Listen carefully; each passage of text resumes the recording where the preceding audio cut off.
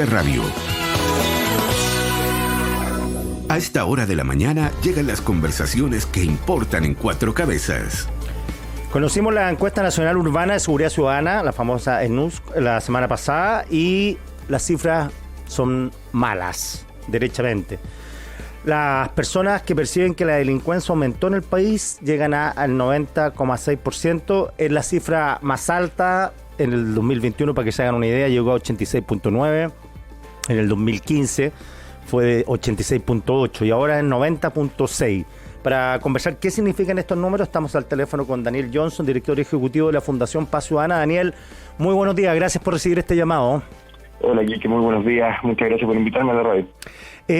A ver, Daniel, la percepción de inseguridad, ¿en qué consiste? ¿Cuál es la pregunta que se le hace a las personas?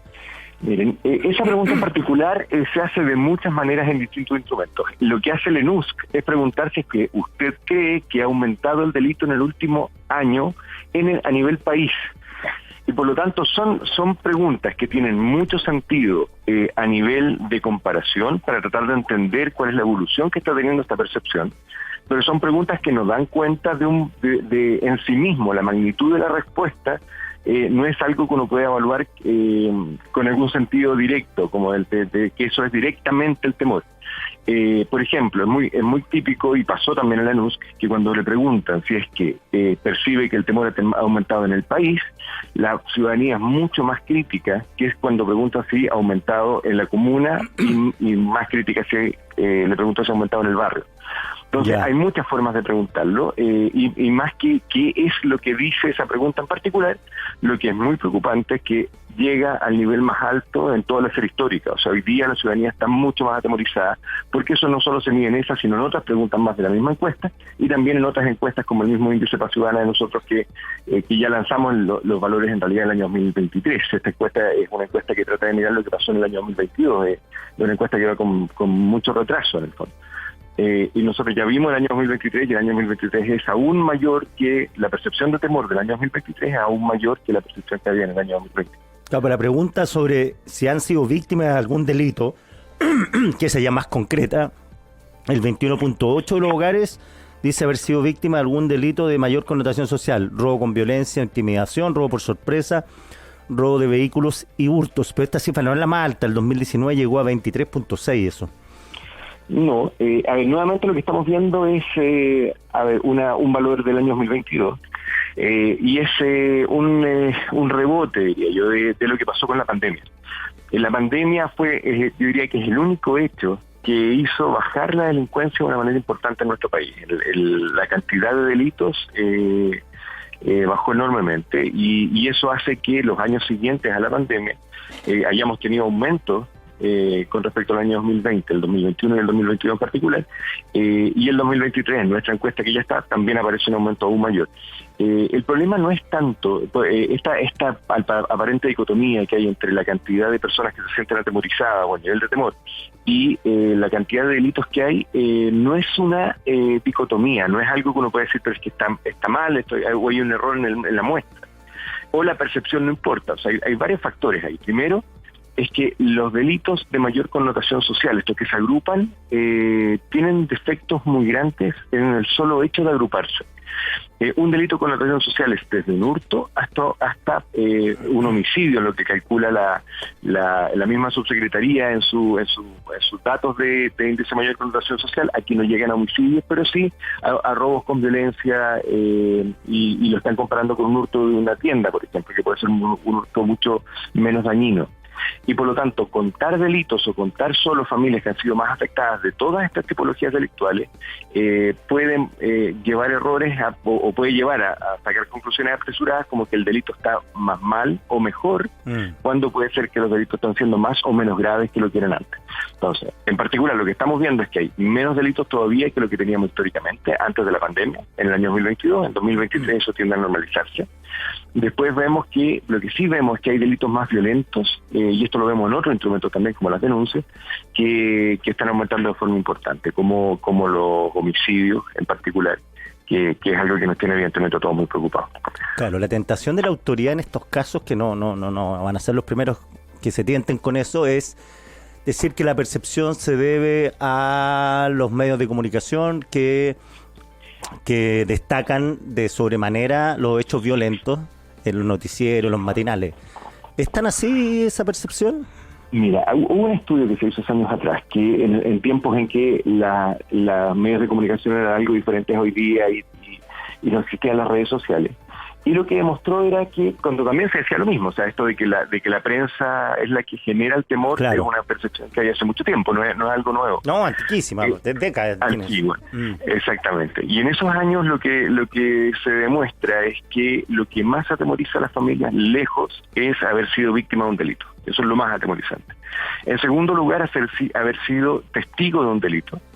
En tercer lugar, que alguien cercano haya sido víctima de un delito y me lo contó. Y después venían la prensa y otros medios. Lo que ha pasado, por un lado, con respecto a las comunicaciones, lo que ha pasado es que hoy día, si bien la cantidad de delitos totales no ha aumentado, lo que sí ha aumentado es el nivel de ser testigo, porque antes, en esos tiempos, cuando hizo la medición, uno era testigo solo cuando coincidía, claro, que algo que es muy difícil, con presenciar un hecho. Hoy día el ser testigo está mucho más cerca porque tenemos videos de prácticamente todos los delitos. Claro. Y eso es algo muy nuevo, uno ya no se acuerda, pero antes los delitos se conocían a través de un relato, de un locutor en la radio o en la televisión en que nos contaba el hecho que había ocurrido. Hoy día en la mayoría de los delitos, además de contar el hecho, están las imágenes y los videos están los videos del mismo hecho. Entonces, y lo tenemos en varios ángulos muchas veces, claro, de muy buena calidad, y por lo tanto somos todos mucho más testigos y eso puede estar afectando. Pero también hoy estudios más recientes demuestran que el vínculo del temor, que el temor está vinculado con otras cosas también, como desorden social, como la migración cuando es percibida como irregular, como manifestaciones del crimen organizado en el barrio, como mausoleos narcos, como balaceras, como fuegos artificiales, etcétera. Hay otros elementos que están presentes en la sociedad que están generando también un mayor nivel de temor. Claro, porque no es tan azaroso el estado de ánimo, porque, claro, no es que sea un estado de ánimo que a la gente se les pegó por osmosis, sino que más bien se condice con el aumento, y eso es estadística, el aumento de homicidios, prácticas nuevas de violencia que no conocíamos, el aumento de armas de fuego, granadas que aparecen y que no conocíamos. O sea, insisto, no es una sensación ambiente discrecional, sino que más bien se atiene a ciertos hechos objetivos que están ocurriendo, ¿no? Claro, hay cosas objetivas y cosas subjetivas, es una mezcla de las dos cosas. O sea, por un lado están los delitos más violentos, que eso sí genera mayor temor, pero también por otro lado las manifestaciones de este tipo de organizaciones presentes también, de organizaciones delictuales, que puede ser que no me estén cometiendo un delito que me afecta a mí directamente, pero yo veo estas acciones como las que tú describes, o otras que no son homicidios, que no tienen que ver con daño a personas, pero sí como fuegos artificiales, que hacen que yo me sienta mucho más atemorizado.